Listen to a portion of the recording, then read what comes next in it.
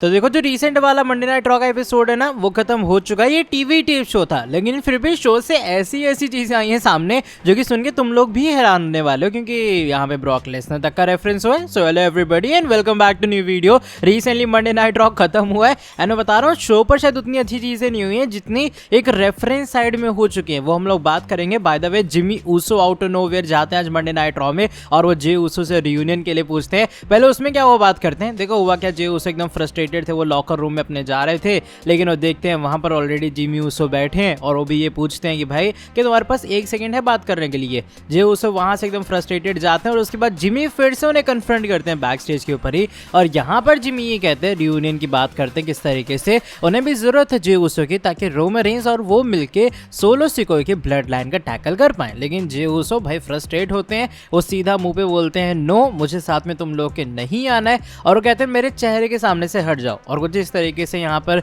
Jimmy frustrate होते हैं Jey Uso के रिजेक्शन को लेकर। लेकिन अब दोनों तरफ से ना बात बन नहीं रही है। रोमन वहां रिजेक्ट कर रहे हैं, जे यहाँ रिजेक्ट कर रहे हैं, तो किसी तरीके से जिमी ऊसो को ना बीच वाला रास्ता निकालना पड़ेगा कि दोनों लोग मान जाएं। लेकिन एक बड़ी बात यहाँ पर यह है कि रोमन रेंस ने मना किया था जे ऊसो के साथ रियूनियन के लिए, तो उसकी मर्जी के बावजूद भी एक क्या फिर कह लो रोमन की मर्जी के खिलाफ भी Jimmy Uso Monday night raw में जाके जे ऊसो को कन्विंस करने का ट्राई कर रहे हैं। तो मुझे लग रहा है कोई पनिशमेंट ना मिले जिमी को उनकी इस वाली हरकत के कारण। बात ब्रॉक लेसनर के बारे में करते हैं, जो कि रिसेंटली मंडे नाइट रॉ की one of the biggest conversation है। अब देखो हुआ क्या कि डब्ल्यूडब्ल्यूई ने ना बैक टू बैक 2 रेफरेंस लगातार ड्रॉप किए ब्रॉक लेसनर को लेकर, और यहाँ पर उनके निकनेम्स बेसिकली यूज किए गए हैं। हुआ क्या कि एक बार अभी जब हमारे एडम पियर्स हैं वो बैक स्टेज के ऊपर गए सेथ के पास में, और उन्होंने ब्रॉन्जन रीड से जस्ट पहले बात की थी एक मैच के बारे में कि भाई उन्हें सेथ के खिलाफ मैच चाहिए। तो एडम पियर्स कह रहे थे अगर चीजें तुम मेरे हिसाब से मानोगे तो तुम्हें मैच मिल जाएगा।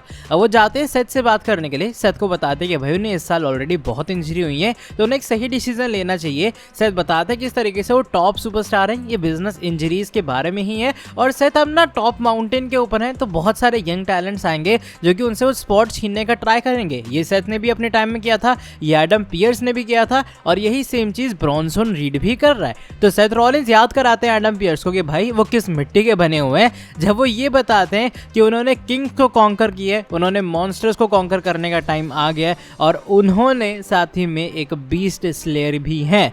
बीस्ट स्लेयर जो वर्ड है बेसिकली सेथ रॉलिंस ने यूज करना स्टार्ट किया था रेसलमेनिया 35 के बाद, जहां पर उन्होंने हराया था लेसनर को शो की ओपनिंग के अंदर ही एक यूनिवर्सल चैंपियनशिप मैच में। तो भाई अपने आप को बीस्ट स्लेयर कहना एक सीधा सीधा रेफरेंस है हमारे ब्रॉक लेसनर का, क्योंकि इसके अलावा कोई बंदा अपने आप को ऐसा बीस्ट कहता भी नहीं डब्ल्यूडब्ल्यूई में, ना ही उसका निकनेम है। देखो जैसे मॉन्स्टर हो गया ना, तो वो तो हम 2-3 को कह सकते हैं, मान लो ब्रॉन स्ट्रोमन हो गए, ब्रॉन्सन रीड हो गए, लेकिन बीस्ट एक ही है डब्ल्यूडब्ल्यूई में। और बीस्ट स्लेयर कहने वाला अपने आप को अगर सेथ रॉलिंस नाम कह रहे हैं, तो वो उन्होंने रेसलमेनिया 35 के अंदर जब ब्रॉक को हरा दिया था उसके बाद ही मेजरली स्टार्ट किया था। तो ये ब्रॉक का एक रेफरेंस था। यहाँ जो दूसरा रेफरेंस है वो हमारे अमेरिकन नाइटमेयर कोडी रोड्स ने ड्रॉप किया, और कोडी रोड्स ने ये चीज जो हिंट है या फिर जो ब्रॉक का रेफरेंस है वो कहते हैं जब उनका आज गंथर के साथ में एक सेगमेंट हो रहा था, अच्छा खासा सेगमेंट था, और यहाँ पर दोनों ने एक दूसरे को एकदम कहते हैं ना भर भर के ताने मारे, और हमारे जो कहते हैं ना कोडी रोड्स हैं इवन उनको सेकेंडरी चैंपियन तक कह दिया गंथर ने। By the way